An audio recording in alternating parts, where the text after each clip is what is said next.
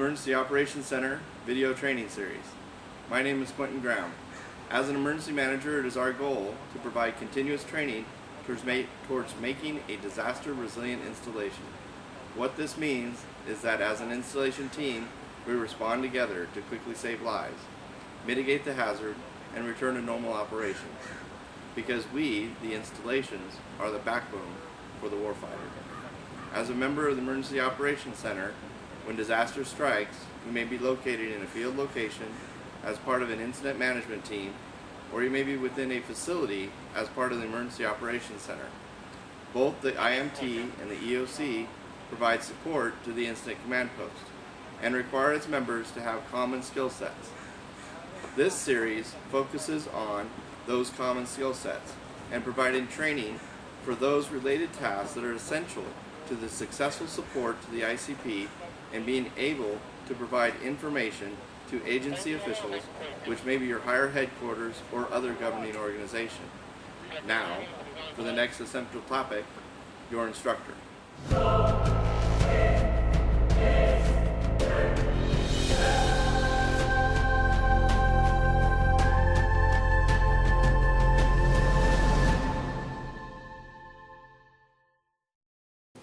Welcome everybody to the Emergency Operations Center training. Today we're going to be talking about the Planning P. My name is Quentin Graham. I'll be your instructor for the day. So, our unit objectives are identify the importance of planning of incidents and events, explain the differences between planning for incidents and events, the differences in the ICS planning process between the troop leading procedures and the ICS process.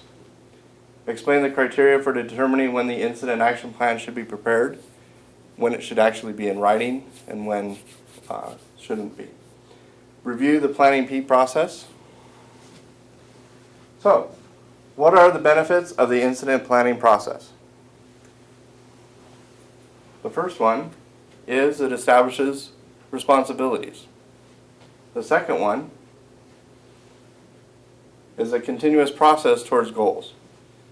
Since this is a 7-step process, we're always moving towards that particular objective of mitigating the hazard. The last thing is it provides a framework for any incident. So if we look at the difference between the Planning P process and the ICS construct, which comes from the handbook, and the Army Troop Leading Procedures, which everybody's been trained on within the Army. The first thing is respond and analyze a hazard. Now if we crosswalk that between receive the mission, it's the same. We're doing the same function. Notify affected area. The second thing is issue a warning order. So we're in the same essence, we're notifying an affected area. The third step is develop an initial IAP and prepare a ICS 201 form. That is the same as making a tentative plan. Now in the Army we called that a rock drill. We actually drew some things out on the ground, or we showed some different ways of maybe a big hangar. But it was the same thing of making a tentative plan. So the next thing is involving affected groups. So with involving affected groups, that is the same as initiating movement. We started telling everybody this is what we're going to do, how we're going to do it, and this is what you need to prepare for. The next step, develop objectives, strategies, and tactics. That is the same thing in the Army of conducting reconnaissance. We went out and we did a leader movement, went and looked at an area, said okay, this is what we've got for reconnaissance. That's the same thing as developing those tactics in the ICS process. Develop, approve, and issue an incident action plan. That's the same thing as troop leading procedures as issuing the order. The last step is supervise and refine. You'll see that both of those have the same vernacular, as in we just basically adjust as necessary out in the field. So when do we use this Planning P process? So the first thing is events involving 300 plus personnel. That's a requirement by regulation. Or any event where the risk is medium or high. So it's very important that our security and intel individuals, our anti-terrorism folk, are involved with this process from the beginning of any event that's occurring. The next thing is an incident. I require an ICS 201 form for all incidents because it's a way that you can document what's going on, and it's also our policy here on Sierra Army Depot. An IAP is required for any hazmat related incident because that has to be documented because the potential for exposure is there. So therefore we have something that we can actually utilize and to put towards somebody's medical records. An IAP for any type 3 event or higher. What is a type 3 event? So if we look at the different types of incidents, a type 5 event is 1 or 2 single resources. So you can look at this as a traffic stop, or you can possibly look at this as basically a single car incident where you have the police and where you have an ambulance that responds to a scene. Number 4 can be several resources. Typically, how I explain this is that 2 or more resources are required here. For an example, you have a multiple car injury where you need more than one ambulance, you need more than one fire truck, or you need a lot of other things that are required for that particular event, such as a tow truck. This type of event may involve something as large as a semi. It may be a small train derailment, but regardless, it's going to require several different resources. Type 3 is something that affects the area, but it's a lot larger. And what I mean by that is that it's kind of going to tax the resources that are in that local area.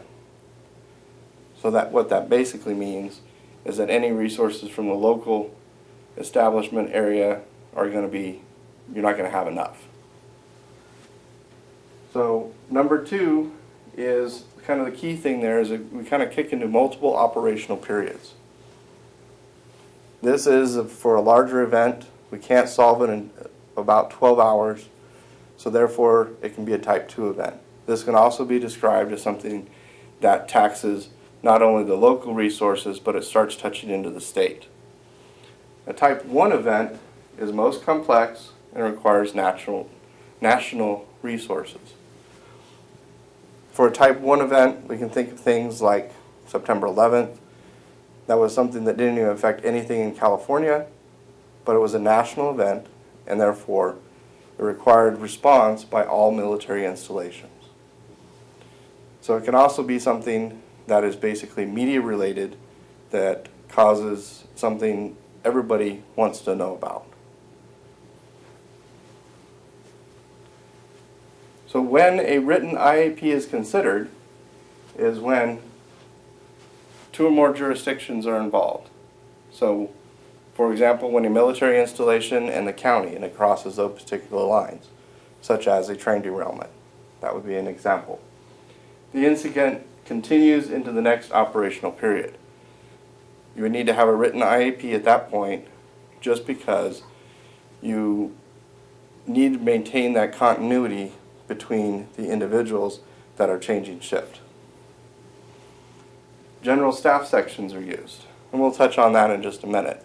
But understand that if we use those general staff sections, then we need to have all the written IAP in place. Required by agency policy. So by agency policy, we have at least a minimum of an ICS 201 form that's filled out at the scene, and that can be utilized to fill your reports for fire, police, public works, or for a cyber-related event. And it's absolutely required if there's any hazmat incident, as we discussed earlier, because it's medically. So, what exactly is a planning P? Is this something that is kind of elusive, or what? This is something that we use to keep us on track. This should be something that you post at your ICP or within your command trailer. So basically it's the process used to slowly gain control of an event or an incident, disaster, through the systematic approach, step-by-step process. And if we do these step processes, we slowly gain control by managing objectives to reach our end state, which is mitigating the hazard and returning people back to work. This process is good for one operational period, and these are the particular things that you can see within a planning P that we're going to cover. So who does what with the planning P? So if we kind of look over here, our operations section establishes strategies and tactics to meet those incident objectives. Our planning section provides status reports, manages the planning process, and produces that IAP. They're the main hub where all the documentation goes to. The logistics section identifies any logistical requirements, anything that needs to move, anything that needs to get bought, or anything along those lines. And that all supports the tactics that we're using. Finance and administration, they get the fun job of trying to keep track of everything. We've got a lot of moving parts, but they need to know what does it cost. So they're going to conduct any needed cost analysis. They're going to be looking at who's been signing into the staging area, who's been signing into the ICP, and also who's been signed into the operations center. Now the command, which is the incident commander, and as these general staff functions can be put into place, they're either that if they don't put them into place, then they're solely responsible for them. So as they go in, then these are the functions. So that command is develop incident objectives, ensure that safety is completed, and approves that final incident action plan because he is the ultimate authority on what is going on. The senior executive leaders provides that overall guidance. And as we kind of go through the planning process, you'll see exactly where they plug in to this particular event, and you'll see exactly where their responsibilities are. Next slide. So, first start of any of these planning P processes is we actually have some sort of event. Now, I know part of the wonder is, okay, so the planning P has a tail. This is that tail. These are those first few steps that are that initial response, that the incident events happen, they respond and analyze the hazard, they size up the situation, they see what's going on, they notify affected area, get a hold of dispatch, they utilize the alert system, they send out that message. It may be an active shooter, and maybe we have high winds that are starting to affect buildings. Whatever that reasoning is, that's the message that we send out. And they develop an initial IAP and issue start working on the ICS 201. And basically that is to document exactly what's going on.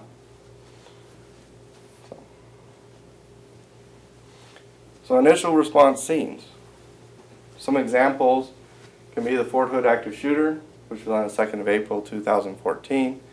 The other can be volcanic eruption. Last time was 22 May 1915. But we use an ICS process or a planning P process for all of these events that are up here. Or Texas warehouse fire, 5 May 1991.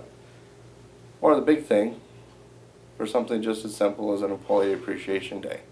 This process can be used.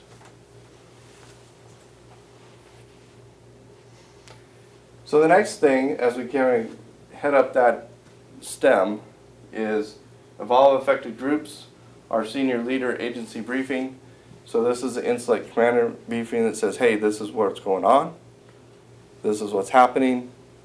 This is all we know at this point in time. We'll update you as necessary. So at the same time, we also send up a higher headquarters sit rep so that they're aware of the situation and they may start moving assets or recalling individuals as necessary depending on the situation that you're currently involved with. One special note is that while personnel are on scene handling the situation the best that they can, we're going to go through the top portion of this process based on our senior leadership involvement, what is our limitations, and what can or we cannot do.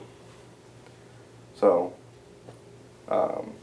we may do following steps accomplished at the command truck, trailer, or from another location, but time basically is of the essence. Remember, time is of the essence. We don't need to convolute the process. We just need to go through the steps and basically identify what we need to do. So here is the footage of the example that we're going to be using for this training situation. Two major fires we've been tracking all day. First, that toxic inferno in Houston. At one point, thousands told to shelter in place. Black smoke from the fire blowing across the city. Barrels full of hazardous substances sparking fireballs. Black clouds hanging over the streets. School children evacuated. Tonight, firefighters are on the scene, and ABC's Matt Gutman leads us off from Houston. Oh my God. Look at that. Holy moly. That towering firestorm at this warehouse complex near Houston. Oh, there's another one. Starting as a house fire. 20 minutes later, the 4-alarm fire exploding, setting off this chain reaction explosion, one warehouse after another. Another explosion right there. 3,000 residents bordering the complex were told to shutter all windows and doors. Parts of that warehouse wound up in that lady's backyard. A nearby elementary school with more than 600 students evacuated.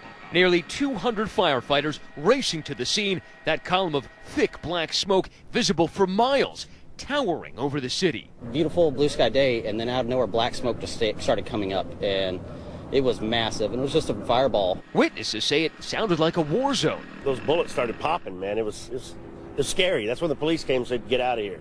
Barrels detonating like powder kegs. Officials concerned the fire blasted pesticides and solvents into the air. They have 55-gallon drums and liquid pallets of chemicals, and they started to heat up and explode. They were popping, going 200 feet in the air, and then raining down liquid fire, and it was just spreading like crazy. Firefighters battling the flames for 6 hours. All that's left, a moonscape of charred cars and melted barrels. David, firefighters continue to put out the hot spots, even though some of the buildings here continue to burn. That as the all clear has been issued after that shelter in place. But the major concern right now is that pesticides have leached into the soil, might be running off into local waterways. So, based upon the footage that you just saw, objectives, strategies, and tactics. Just some quick reminders here as to incident objectives. State what we're going to accomplish. Strategies. Establish a general plan or direction for accomplishing those objectives. Tactics. How those strategies will be executed. And we're going to touch on each one of those in just a moment.